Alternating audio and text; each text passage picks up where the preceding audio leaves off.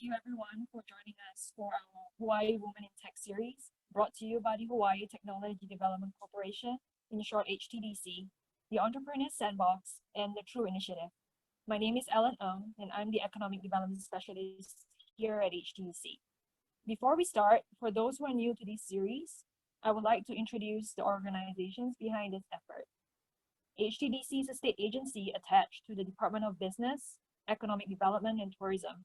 Our mandate is to grow the tech economy and workforce here in Hawaii. The Entrepreneurs Sandbox is a co-working facility in Kaka'ako owned by HTDC and managed by our partner Box Jelly. If you have not visited the space before, I encourage you to do so. The True Initiative is a joint effort among the private and public sectors, together with the state of Hawaii, to encourage knowledge sharing and adoption of technology and best practices to create a resilient and thriving Hawaii. The True Initiative is an extension of the Hawaii Executive Collaborative. So if you're interested to learn more about how you or your organization can be part of the True Initiative, please visit hec.org/true, T-R-U-E. In addition, some housekeeping before we dive into today's session. The webinar will be recorded and will be sent to all who registered. Throughout the session as well, we'll be welcoming questions through the Q&A function, so feel free to send them in. And we will have a Q&A portion about 15 minutes before the end of the webinar. Lastly, we'll be sharing a survey link in the chat and would appreciate it if you could complete the survey so we can create better content for you in the future.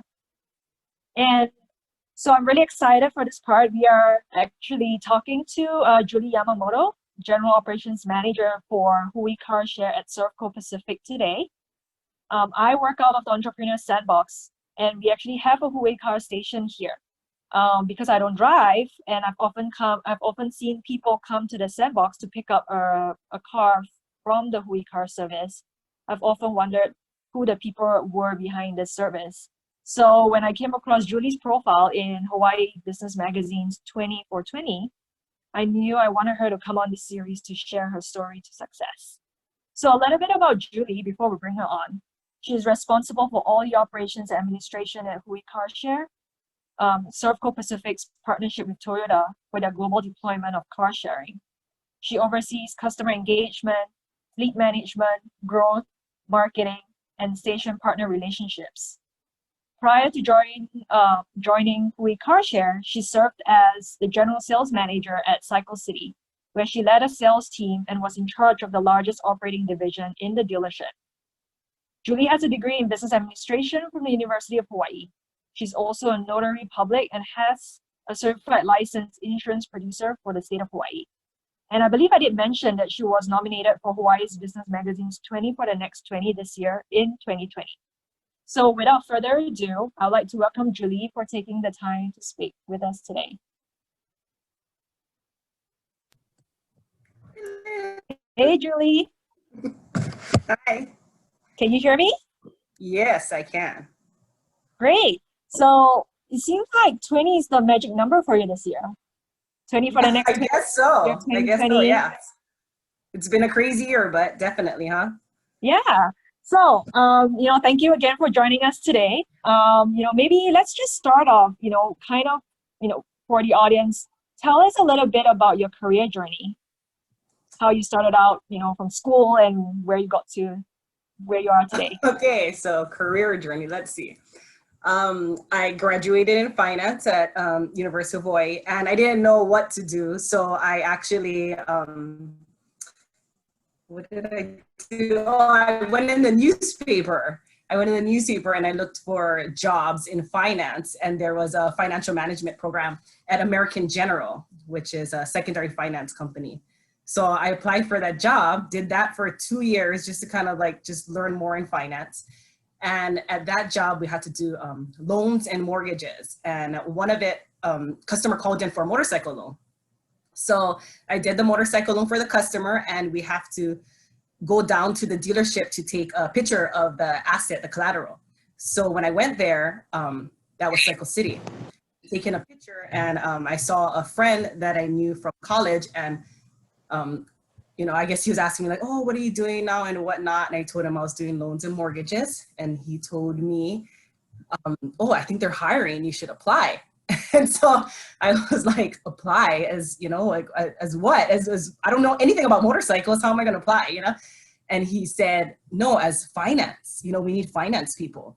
And I was like, okay, I've been doing personal loans for 2 years. I don't know if I can do that. But, you know, people had told me from the industry that you can, you know, if you're good at it, the money can be really good. And at that time I was living at home with my family, and I thought, you know what? I was like, what was I, 24 at that time? I figured, why not? Just go for it. And if I fail and I don't make any commission, I can just stay at home with my parents and let's just try it. So I actually, and I wasn't really happy at that job. So I said, okay, let's do it. And then I did the motorcycle. So I became a finance manager there, ended up staying there for 14 years, which that wasn't planned, but moved all the way up to general sales manager. And then 4 years ago brought me over to Servco. And now I do car share. Cool. You know, so I think one of the things we talked a lot about was, you know, it's really interesting, you know, being female and being in that industry, right? With motorcycles and so on. I mean, did you feel like, you know, you kind of stood out in a good way, or, you know, was it advantageous to be female in that environment? Yeah, I would say no. I mean, I'm just talking for motorcycle sales. So doing that was obviously very difficult because first of all, I'm a female, you know, and I was, you know, at that time 24 and an Asian girl that everybody was like, what does this girl know about Harley Davidsons? Which, to be completely honest with you, I knew nothing, and I still probably don't know much, but general manager back then that kept telling me, it's not about the product, you know, he kept saying, you just have to believe in yourself. As long as you know you're the finance manager, as long as you know how to get the loans bought, how to process the paperwork and do your job. He kept telling me, it doesn't matter what people think about you. But it was very difficult because there'd be a lot of times that I would maybe, like I said, probably female and my age, I would tell customers something, you know, like some information about their loan or if they have a question, and they just would look at me and they would always say like, is there a manager or someone else I can talk to? You know, like they just never thought that I knew what I was talking about, you know? And at that time, my GM would come and say the exact same, you know, what she said. I would not put her in this position if she didn't know what she was doing. So yeah, it was very difficult. Even when I used to go to the Harley Davidson conferences. Yeah, I was going to ask you that. Yeah, they would look at me and as they would automatically assume they would point me in the direction of what do you call that? Motor clothes, which is clothing, you know. And so, every time we would go there, they would just kind of point me in that direction. And actually, a couple times I got offered this little box that translate, you know, and I'm like, oh, I speak English, you know. They and Harley Davidson, they were just like, there was a girl, you know, and I would be like, oh, motorcycle sales, you know. I was the only girl the whole 14 years. There was only one other female that was another sales manager's, and she was like 6 foot something, and she looked like a guy. She was, you know, so I was literally the only female all 14 years. Every year at conference sales, vehicle sales I was the only one. So do you think that, you know, that experience kind of built up your confidence, you know, and ability to, you know, just have a little thicker skin, right? As yeah, it actually did. I mean, yeah, I didn't plan, you know, into going into to be sales manager and whatnot. That just kind of came throughout my years, but it did. I think it was a lot of the managers that I've worked for, honestly, till this day, that they believe in me so much, even though I don't believe in myself a lot of times. And that's kind of, you know, what motivates me. It's great. You know, I really enjoyed hearing that part of the story when we first met. Yeah,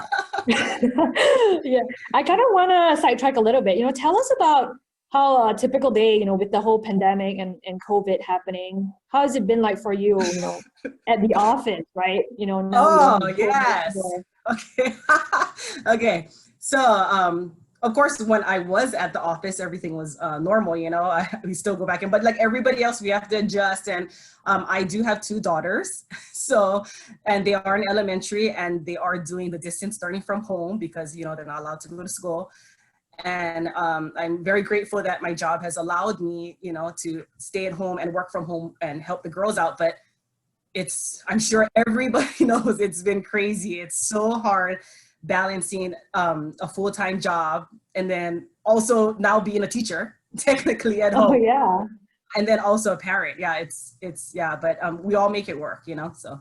Do you have any tips or strategies that you can share with other moms out there listening in? Oh my gosh. My thing is put the kids to sleep early and have some time by yourself. Oh my goodness. Yes. Yeah. That's a good one, right? Right. Yeah. So, I think one thing that's super interesting for me actually is, the Hui Car Share service, right? And I kind of got to know about it because, I had a lot of friends visiting from the mainland and they'll be asking like, oh, where do we rent a car? And I was like, why don't you try out this service? And of course, I wanted them to be scapegoats, right? So that I could get some feedback on, from them and then figure out if I wanted to use it. So, tell us about Hui Car Share, how from conception or like, at least from the time you were interviewing to what it is today. Tell us about the experience, or maybe starting from like your interview. I remember that was also really interesting. No, I mean, well, you asked me once before about it. I think you might have said, did I know much about car share and whatnot? And to be completely honest with you, I had no idea what car share was. So at that time in my life, I really wanted to try something different. That's pretty much what it was. I wanted to try something different. I was doing the same, thing for 14 years, but I was scared to try something different. That was the thing. That's why when I looked for jobs, I looked in dealerships because I know dealerships, so I looked at other, companies and I was like, I can't do that. But I figured, hey, you know what? If I go to another dealership and it doesn't work out, then I can always fall back on my sales background, So, and of course that's, Servco is the place to be. So definitely the first website I went on was Servco's website, and they had a thing called Car Share. And I was like, what is that? So I literally had to Google it. Honestly, I had no idea what it was. And it's been great. I decided I want to try something different. I did that. I learned a lot in this last couple of years, met a lot of people and whatnot, network a lot. We did this global pilot for the world with Toyota corporate. Mm-hmm. So that's pretty much it. Our platform now has around almost 150 vehicles with around 55 plus stations, and we're doing great. Yeah. So I remember you mentioning, I think one thing that stood out to me in our last conversation, you talked about taking a risk, right? Because you didn't know, like you said, if it fails, you'll fall back on your sales experience. Can you share a little bit about kind of that thought process? What do you mean by taking a risk at that time in your life? Yeah, it's because I could have just stayed at the same job that I knew and was very comfortable in, or I could make the move. And it was my age, honestly. I was thinking, okay, if I'm gonna make a move now and start like a whole new career, because technically it was something totally different, I got to do it now. You know what I mean? I didn't want to wait too long. So I figured, okay, if I already felt like I was getting old already. I was like, oh, okay, if I'm going to do it already. So, and like I said, I was at the same job for 14 years. So I don't usually take that much risk, but I figured, I was in financially at that point, a good situation, I did well at Cycle City and I was able to buy my own place and everything. And my kids were, getting a little bit older, and what it was my kids wanted to play soccer. So when my kids were younger, the hours that you work in the dealership is kind of a lot, and weekends. And my daughter had said she wanted to join soccer, and when she said that, my mom had said, oh, I can help take her to the games. And when she said that, it kind of just made me really sad, to think, like, okay, when you're a kid and you score or whatnot, and I was like, all I do is work. I work all the time, weekends, and now I'm going to be that mom that can't even go to the soccer games. Mm-hmm. That was the big decision, is to join Servco and try something different, but something that would have weekends off. Yeah. What attracted you to that position? We are working 24/7. We'll go to that later. Yeah. So what attracted you to that position with Servco? You said you didn't know anything about car share, Yeah. what made you take the plunge and apply for it? Oh my gosh, I'm like, is anybody from Servco listening? It was, Yes, a lot of them actually. the job at that time, completely honest Showed up with in you. full force. Yeah, I know. that is, it's not that I didn't want it. It's just at that time, I honestly did look at all the jobs at Servco, and that was there. You know, I was just like, what is this? What is Car Share? What is this about? Like, I honestly still didn't know until I went for my first interview. I had no idea what they were hiring for, you know? So I Googled it, but I was like, oh, Servco's not doing this, you know, like park cars and people rent them. And this is before Beaky. That's the thing. So now that we have Beaky, a lot of people, they know what that is, but this is before anything. So I was like, what is Servco thinking? Like, you know, so I thought, oh, I don't know, let's go see. So I applied just because I was interested.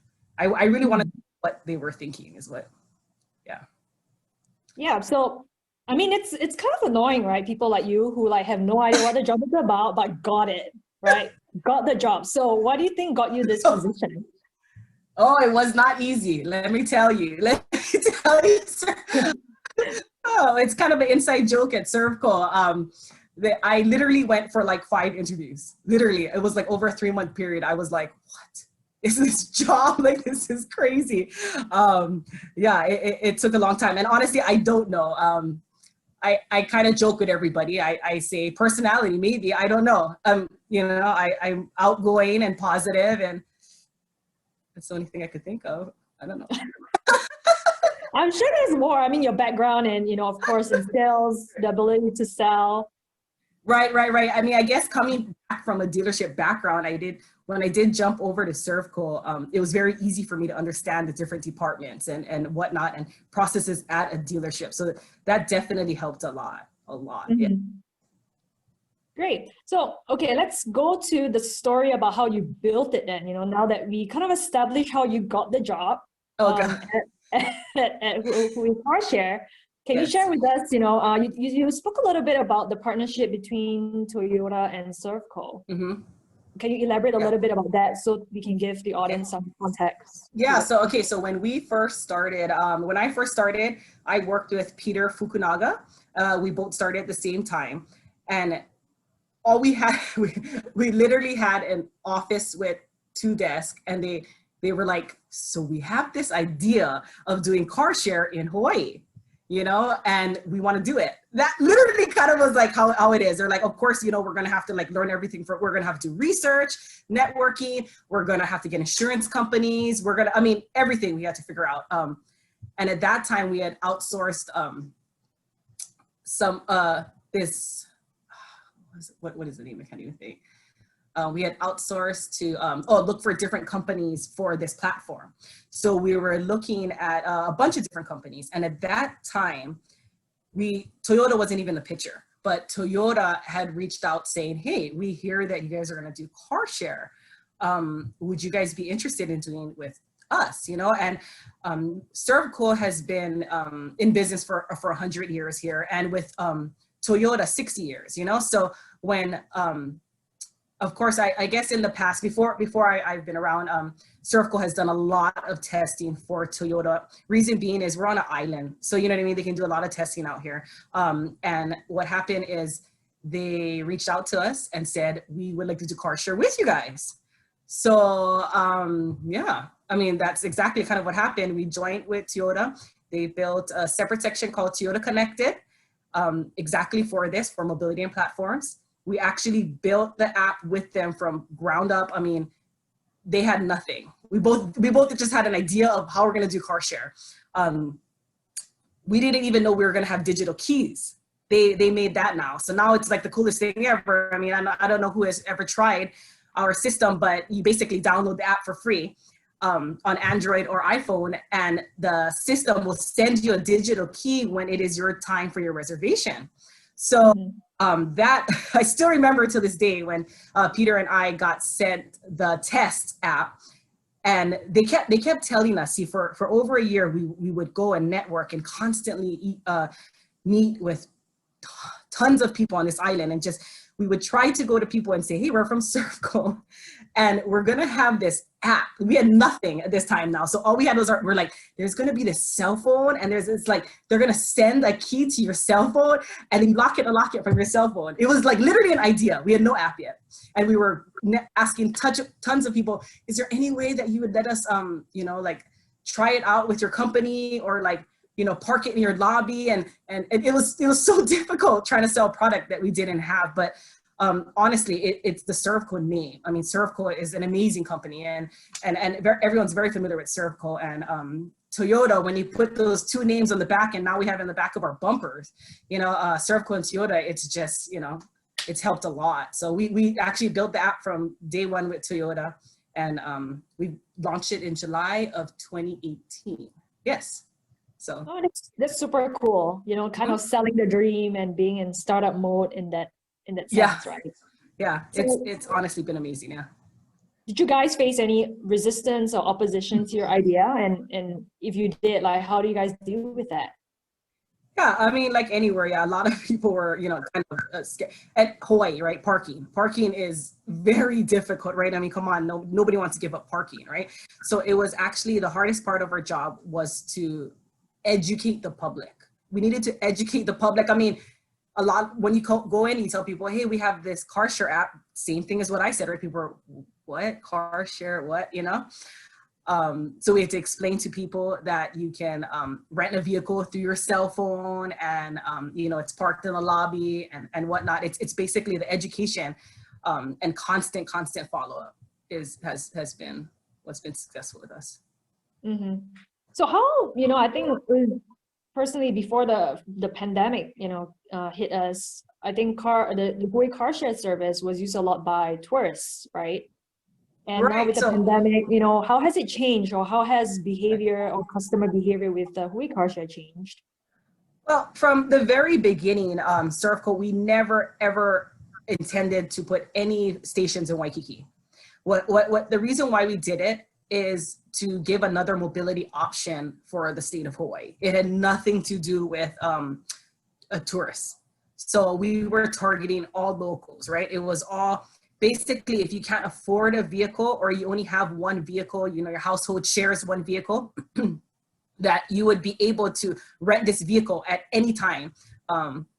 You know, and we do have a bunch of vehicles. So besides the Prius, we also have all the way up to Tacomas and Siennas and RAV4s. We have Lexus.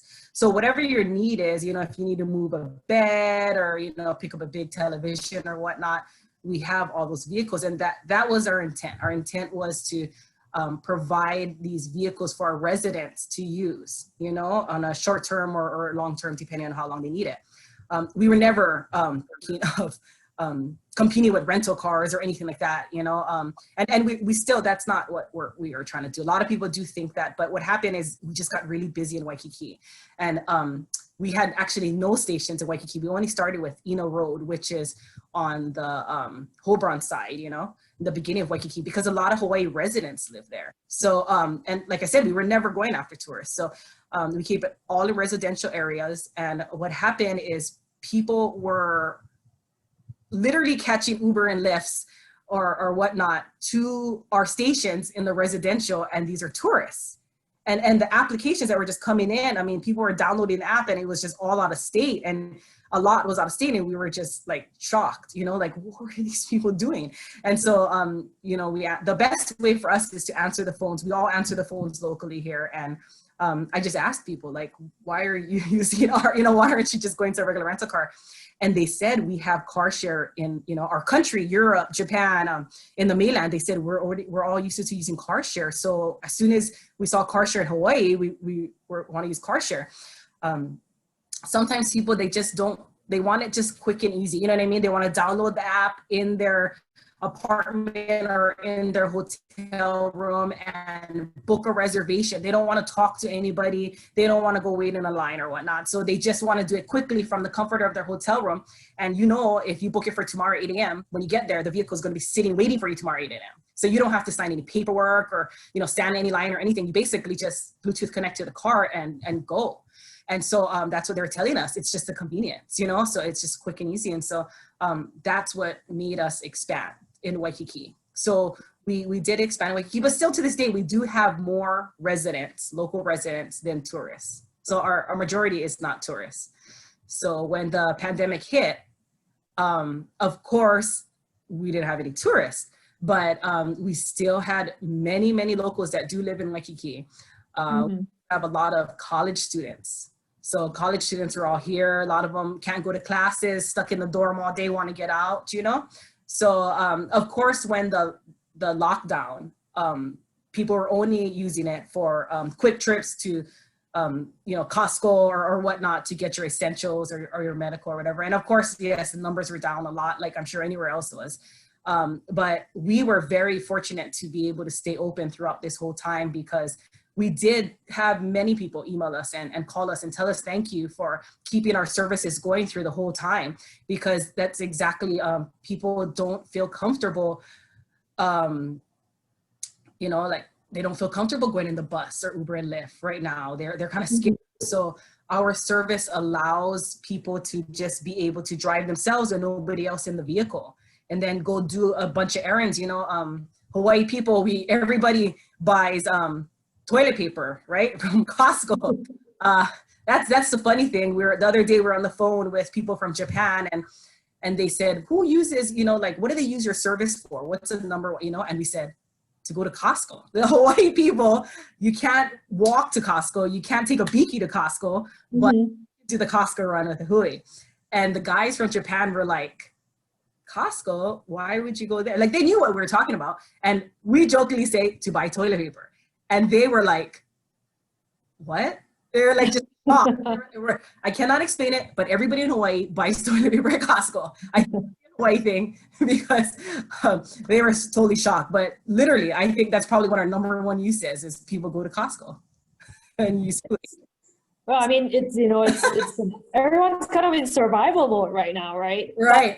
You see that, you know, Servco is actually partnering with some other businesses, for example, like Foodland Farms and everything, to help enable their delivery services too. Right? Yes, yeah, exactly. I mean, we have a bunch of partnerships. So yes, they use Huis to deliver vehicles. We also have Huis in HPH, Queens Medical Center. So all the hospitals, people have to fly over from the outer island, and you know, they need to go do an errand or whatnot. We have the Huis at all the major hospitals.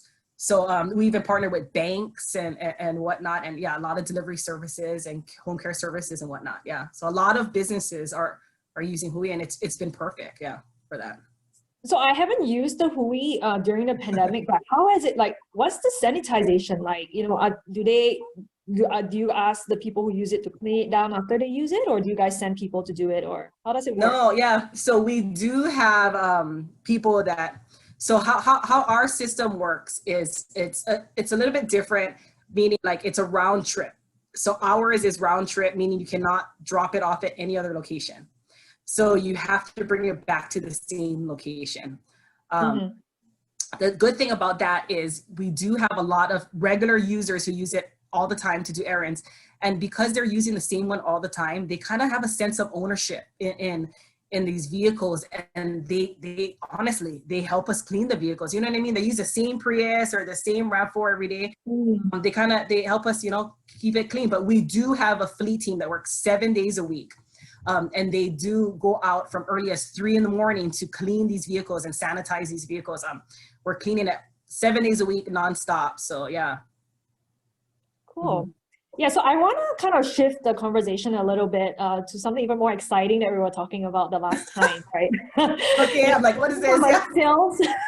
You came from a sales background, right? But you know, kind of getting into this position, you had to put on, you know, like a technologist cap in a way, managing the whole app development process and cycle. Can you, you know, share a little bit about, you know, that journey, you know, kind of the bugs and the testing? I remember a lot of phone calls that you had to pick up. Oh, that's right. I forgot.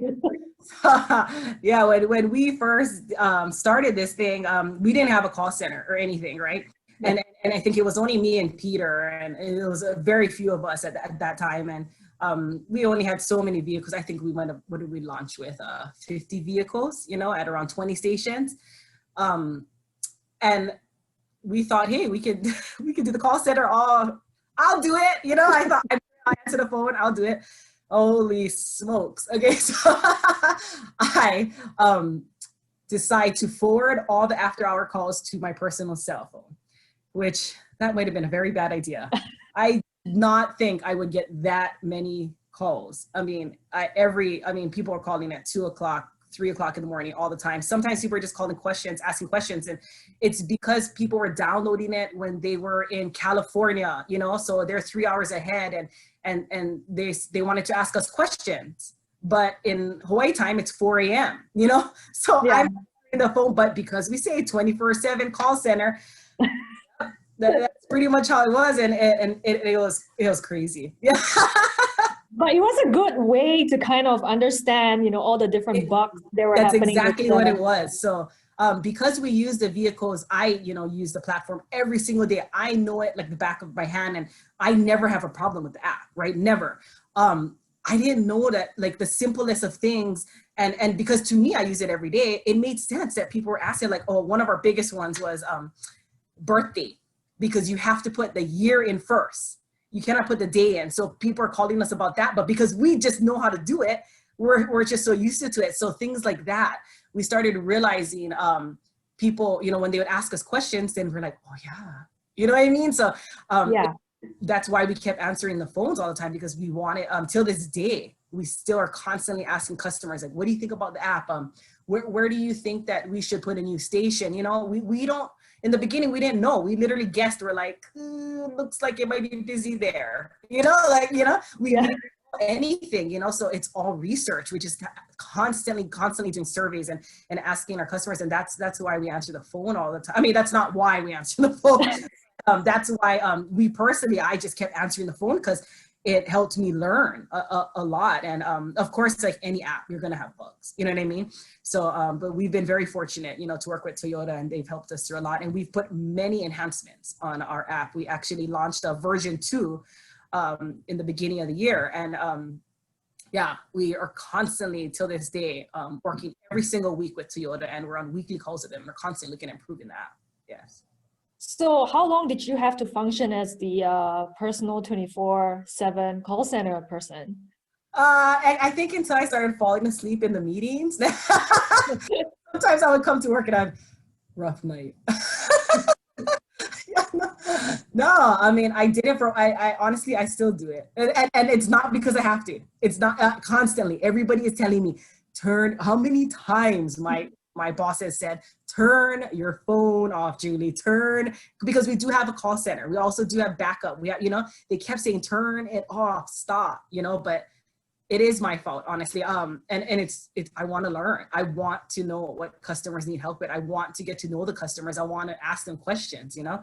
So I still do it to this day. I do overcalls, yeah. So how long did it take for the app to kind of stabilize before you guys launched it, you know, kind of in full force? Oh gosh, I can't believe it. It was a year. Yeah, we moved so fast. I could not believe it. You know, when we literally, from the day I started to the day we launched, it was a year. And I could not believe it, because the day I started, it was like, so we have this idea, and it's like car share. They do it in other countries and other states, and but we got to do everything. We got to find insurance for it. We got to figure out, we got to get hardware for it. We got to create that app. You know what I mean? Everything. We in 1 year, we did it. And honestly, we did it because of everybody in Servco. To be completely honest with you, Servco is such a large company, and I mean, our team alone, Hui, only has around 12 people. But the whole Servco, every single part of Servco chipped in and helped us. I mean, down to vehicle ordering, processing, to accessories and the parts. I mean, till this day, our service department, you know, all of our different service departments are on the island of Oahu. You know, we still have to take our cars in for services, you know. Till this day, it honestly has been the whole Servco, yeah, as a whole, that has made it to this point. And of course, Toyota, right? So, yeah, it was a year that we literally launched, yeah. I heard other stories of you kind of in action, like cleaning the cars by yourself, washing them down. Yeah, actually, that's right. How did you do that? Yeah, so me and Peter, we used to race. So when we first started, because it was only me and Peter, and we decided network was the most important thing. In Hawaii, everybody knows everybody, right? So Peter said to me, we are going to meet in these next 3 months. We are going to set meetings nonstop, like nonstop. He said back to back to back. And we literally did that. We set up meetings back to back to back. And we just met every company on the island. Like literally, Peter was like, we are going to just nonstop do meetings. So that's what we did. But you got to take a clean vehicle, right? Because it's all presentation. So Peter used to tell me, I'll race you to clean the vehicle because we have to clean it every time before we do a demo. I'll race you to clean the vehicle. You can't sweat. That's what he would always tell me. You can't sweat because we can't walk into this meeting all sweaty. So we have to clean this vehicle super fast, don't sweat. And he'd tell me that, okay? And I'm in my like suit with my business skirt and heels. And I'm like washing. We would go through it all the time. And we would just run through it. And I would take one side of the car and Peter would take the other side of the car. And that's literally how we used to do it, yeah. So I've become quite an excellent car washer without sweating, yes. Oh, that's a great skill to have. So, I mean, you know, it sounds like a really fascinating journey building, you know, the whole Hui Car Share service. If you had to identify the biggest challenge throughout this journey, what would it be? The biggest challenge throughout this journey? Mm-hmm. Honestly, I would say adapting to change and all these different things. I mean, like any job, you know what I mean? Things are constantly changing. And with technology, oh my gosh, it's like every month Apple puts a new iPhone out there. Or like the phones are, you know, like we're trying to stay compatible with all these different phones and makes and models, and these companies just keep coming up with more and more phones, and it's very, very difficult for us to keep up with the technology. That's what it is. It's especially doing everything through a cell phone and an app. It's extremely difficult. So the 12 people, I mean, in your Hui Car Share team, are they mostly technologists or are they kind of more on the business side? How is it? We actually have a bunch of us. So we have a bunch of our fleet team, and those are the guys who clean the vehicles very early. And then we also do have a customer care side, and the customer care side is the ones that are answering all the calls, you know, because we are a local company. We do want to get majority of the calls, you know. When somebody calls up and says, I'm trying to look for this vehicle, but you know, I'm like at Ala Moana shopping center and I don't see the vehicle.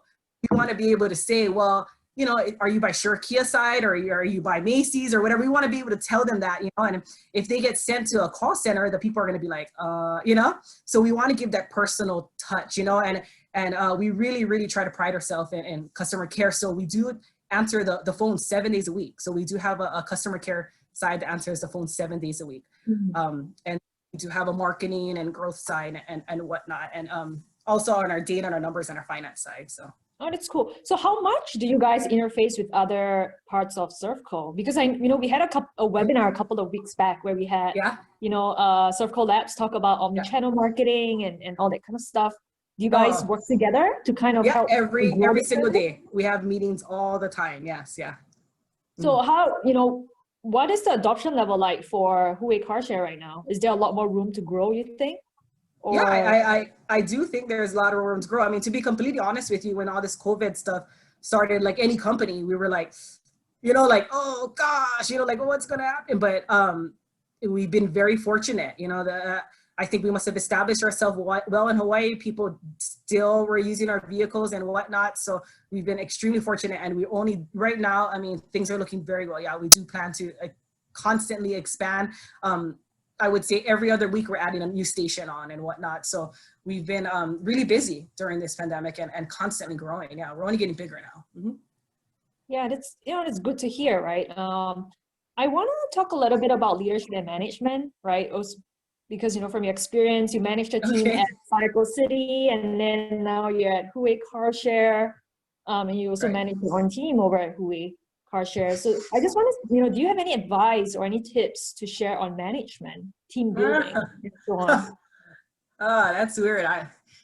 To be honest, I never thought I would be a manager, ever thought I would be a manager. I just kind of got, promoted, and you know, and it just kind of happened like that. But honestly, you know, like I said, like the other managers kind of believed in me, and really, you know, I got offered a promotion at Servco City maybe 3 or 4 times, and I kept turning it down. My boss at that time had told me, "You're the first person who's ever turned down a promotion." You know, I turned down 3 promotions over there, and honestly, it was because I didn't believe in myself. I was really scared, you know. And my advice as a manager, I would say, honestly, is to be humble and kind.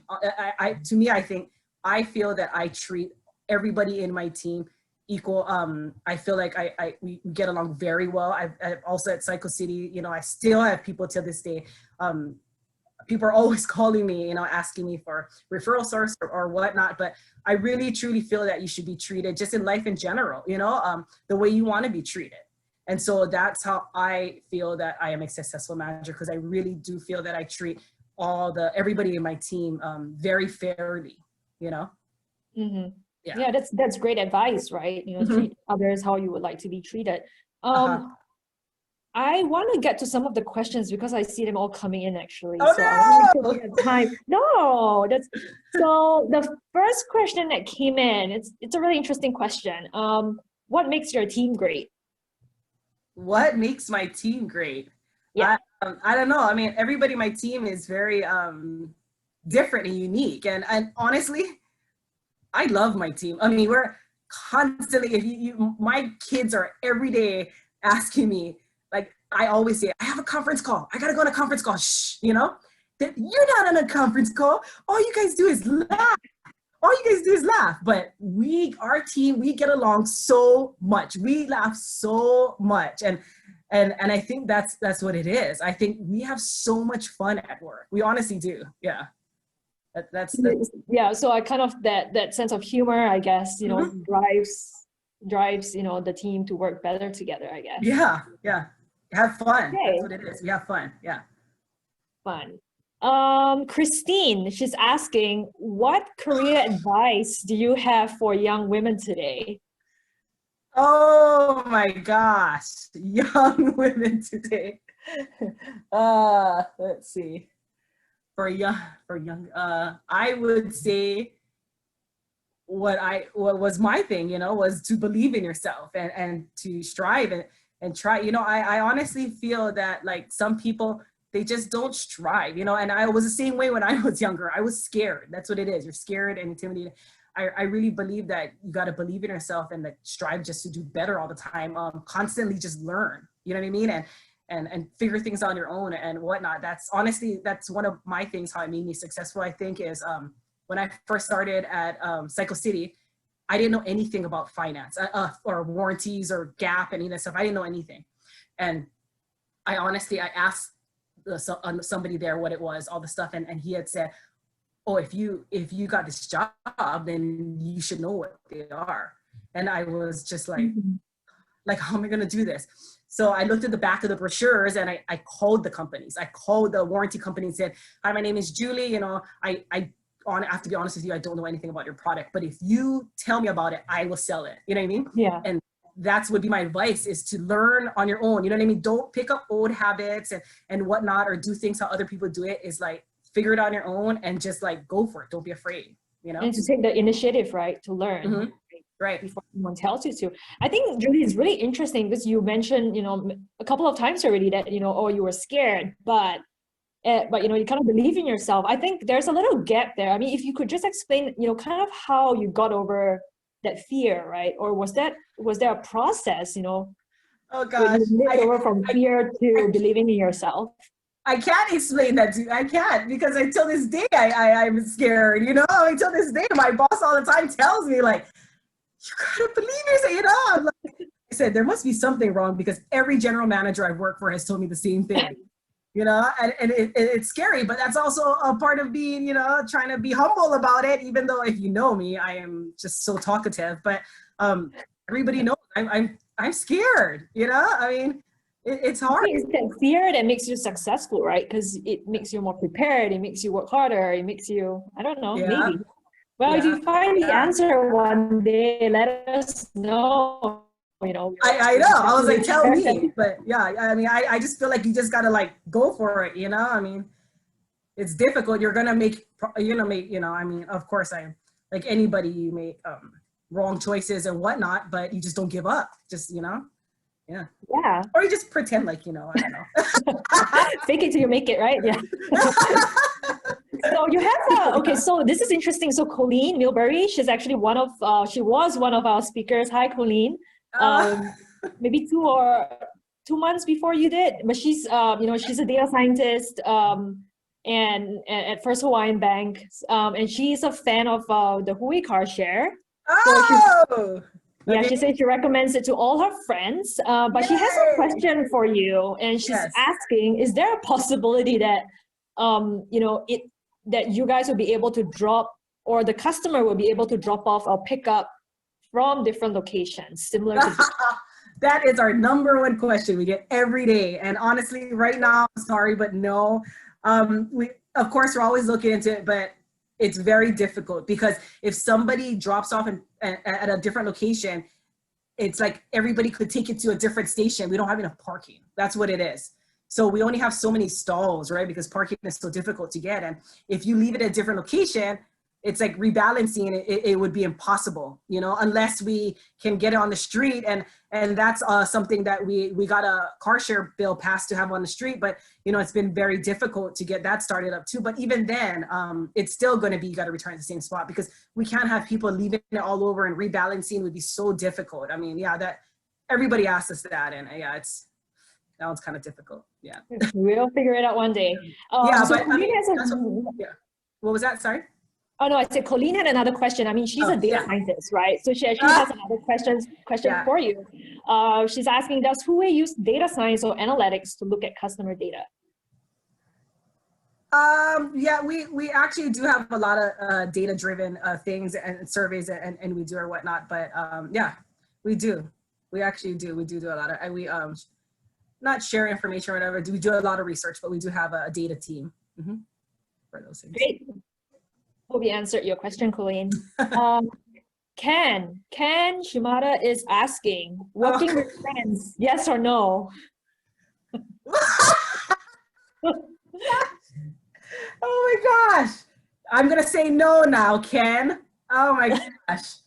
So Ken is actually my best friend from college, and he works with me at Hui, and that's kind of why he's asking that. So yeah, lucky thing he only does it part-time because we'd probably drive each other nuts. So yeah, it works. I always say that because he does our finance stuff, right? So I always say that he's the brains and I'm the beauty. So it kind of works out. Yeah. So yes. That's a good as long as you have ugly friends. No. So Ken actually has another question for you, Julie. Oh gosh. I know, I'm sorry. I have to go through this list. Don't take any more questions from him. Okay, Ken, this is your your second and last question. How do you manage staff when they bicker among themselves? It's a leadership question, management question. It's a valid question, Julie. I mean, it happens all the time. It happens, cyclicity, it happens everywhere. And not everybody is going to think the same way, and not everybody is going to do things the same way. And it's just a part of, working with them separately and learning how to work together and whatnot with each other's strengths and weaknesses and whatnot. Yeah. So it's difficult. It happens everywhere. But I mean, you make it work. Okay. So Naomi is asking, each time you started a new job and had to learn a new industry, how long did it take you until you felt confident in that new industry? Did it get any easier each time you did it? Oh gosh, no. I mean, yeah. I mean, I remember a year ago, talking to my boss saying like, I don't know, we've been doing it, but it's hard. It's hard, it's hard. It's all new and it's constantly changing. It's hard. I don't know. I feel like I'm constantly growing and learning so I don't think I ever master it, if that's that. I don't, so I don't know. Yeah. Getting comfortable. As long as I feel comfortable with my coworkers. In the beginning, you're kind of nervous, right? But as long as you're comfortable with them, I guess I'm comfortable now because we joke around a lot on our meetings. So. Someone is also asking, another member is asking, did your company, did Hui Car Share need to pivot? What are the pivots your business needed in order to gain traction and achieve success? Pivots. Oh, I don't know. I'm trying to think about it. I don't know. I honestly, I don't know. Different things to achieve success is, I guess, working a lot of the relationships with the partners and whatnot. That's the only thing I can really think of right off the top of my head. I think that is one of our key things for success. A lot of our mobility partners or local partnerships on the island has really helped us on that part. Yeah. Yeah, I think kind of to this question, right? What was interesting was how you shared, like, initially when you guys built the service, it was more targeted towards local residents, Right. but then the people who started using it a lot more were the tourists, right? And then with the pandemic, Right. kind of swang back to your original intention in a way. Yeah. So maybe to that point, were there any differences in kind of customer expectations that you guys didn't realize or needed to feel? Yeah, I would say learning the customers, getting to know the customers a little bit more. It's the locations. Right now, that's exactly what we're working on a lot, is locations, is figuring out where is the right location. We estimate that people will roughly walk around 2 blocks, but trying to get the vehicles in the right locations is one of our challenges, and trying to look for the partnership for that has been a huge challenge. But that's, I think, something that we learn a lot about our local residents is where they're coming from, or and that's another data thing, where they're coming from, how far will they walk, in what direction will they cross over this highway or street, or it's too busy so you want to get on the opposite side. Just, there's some stations that we have that are just like 2 blocks away, and that station is super busy, and then we have the one we figure, it's just 2 blocks down and nobody uses it. So those kind of things is yeah, that's been something different. Cool. Another question. What do you think are some obstacles to female leadership, and how do you overcome it? Female leadership. I don't know. I mean, like I said, it is sometimes very difficult, and I don't really know if it's a female or male thing, but it's just believing in yourself. It's difficult. I do think being a parent is quite difficult. Balancing that work, home and work life, and being a mom is kind of difficult. So I do feel that that can hold you back at sometimes, but that's a choice. You know what I mean? Like, I wanted to have kids, I wanted to have the family, and whatnot. And I think that's more of a choice, but those choices that I make in my personal life could hold me back a lot in my career. But I don't think it holds me back from anything that, like Servco or anybody else would say. It's just that, like, it's just a personal choice. So being a female, I think sometimes you pull back a little bit because of those things. Yeah. Or your personal obligations, right? Mm-hmm. The other question that we have from someone else: what type of advice do you have for entrepreneurs who are looking to earn partnerships or sell to larger local businesses that don't have a large network? Yeah, I mean, that's difficult, but it really is constant. Like, I think what Peter said, constantly booking meetings non-stop. I mean, you're just constantly till this day we're cold calling and whatnot, and just, you got to constantly network. You got to constantly meet with people, share your idea or whatnot, and don't give up, but just constantly book those meetings. That's what it is. It's networking. Yeah, it really for the size of your company. You know what I mean? It's just that. You know what I mean? I till this day I still get no's how many times when I'm calling around saying, hey, can we park some vehicles there? Till this day, everybody's just like, no, parking's hard right now, but you just constantly gotta, just every day pick up that phone or email and just send out more and more emails. Yeah. So kind of not to be afraid of rejection in a way, right? Yeah. I have been rejected so many times. Yeah. But how did you guys handle rejection at that time? Yeah, I mean, I still to this day rejected every single day. Literally every day. I just told my boss the other day, God, I got like 5 rejections today. think I'm depressed. I get so much, but I'm just nonstop. I mean, it's just like, you know, he just keeps saying, don't give up, you know? So, you know, if you just keep throwing it out there, somebody's gonna, yeah. And obviously, I mean, we do have like over 55 stations, so. Yeah. Okay.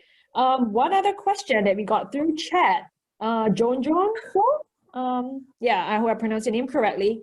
The person's asking, what is one of the top things you have gained from college that has helped you throughout your professional career? College?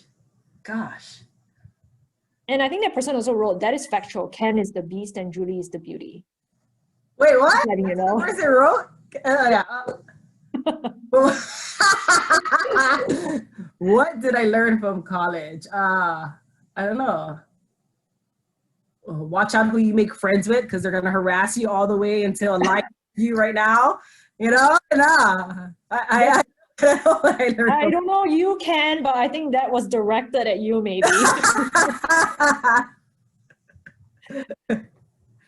So would that be your advice, or the things that you learned? Anything else that you gained from college?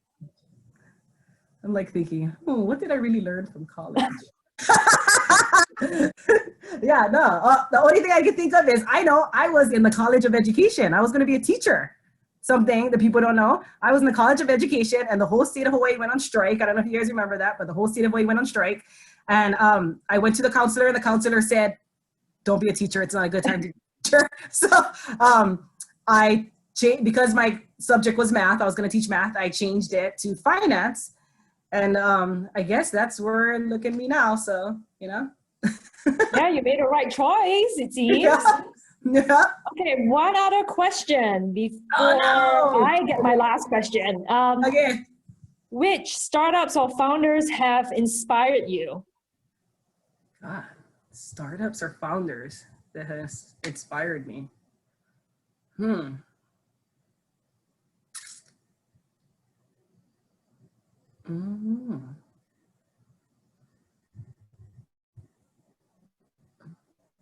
don't know. I'm not, sorry, I can't even think any of off the top of my head. I mean, when we first started this, I thought we were crazy for doing it. So, but I mean, I guess, I mean, there's just like a lot of day-to-day small companies, you know, that have done it, you know, a lot of local companies that have done it and done startups, you know, it's been very inspiring watching small companies, but off the top of my head, sorry, I just can't think of any right now. It's okay, you know, like maybe it's inner strength, right, that kind of gets you going every day and inspires yourself. So before we let you go, I get the final question. Okay. Give us one word that you would like to leave the audience with today. One word? Honestly, the only word that I can think of throughout my whole journey at Hui is team. I would say team. If it wasn't for every single person in the Hui team, and especially the whole Servco as a whole, we would not be as successful as we are right now. To me, as a manager or anything in success, I would say team. It really is teamwork and everybody being so helpful and working together as a team, you know? That's the only way you can be successful, yeah. Yeah, that's great, right? You can't do everything by yourself, you know? So yeah. That's a great word, you know, and something people should keep in mind. But I want to thank you, Julie, for, you know, being such amazing guests today, and for making us laugh, you know, so much, and for sharing your experience with, you know, your journey on building Hui Car Share. We wish you all the best in your future endeavors, and for those who have not tried using Hui Car Share, definitely give it a try. You know, it's a very good service. And I just want to remind the attendees that, you know, today's session with the fabulous Julie has been recorded. So we will share it with you.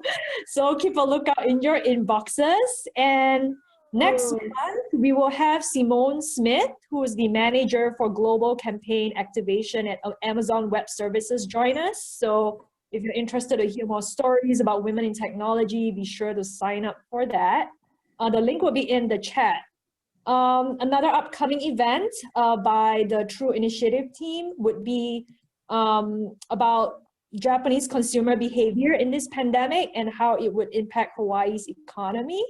So, be sure to check out this webinar on October 30th, 2 p.m. The link to the event is also in chat. And lastly, if you are job hunting, thinking of a career transition, looking for new job opportunities, we have a mini virtual tech job fair coming up next month on November 17. There are 4 companies joining us, one which would be Servco Pacific, American Savings Bank, Hawaiian Telecom, and PEXA. So again, the URL to the event will be in chat, so feel free to check it out as well if you are looking for new opportunities. So again, thank you so much, Julie, and I wish you again all the very best, and thank you so much. all get together when this pandemic is over, and we can check out the Hui Car Share station here. It's being used. Yes, please do. Yeah. All right. Thank you so much, Julie. Okay, thank you. Take care. Okay, bye.